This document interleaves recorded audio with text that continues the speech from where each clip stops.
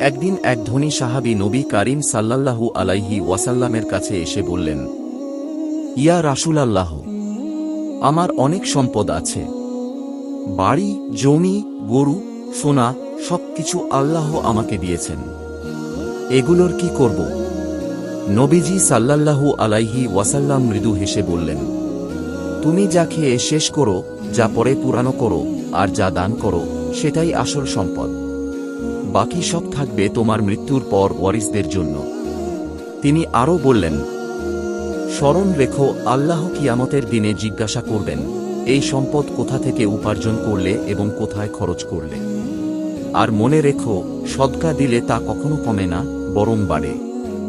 ধনী সাহাবী চোখে পানি নিয়ে বললেন, ইয়া রাসূলাল্লাহ, এখন থেকে আমি আল্লাহর পথে দান করব এবং নিজের অন্তরকে তুষ্ট রাখার চেষ্টা করব।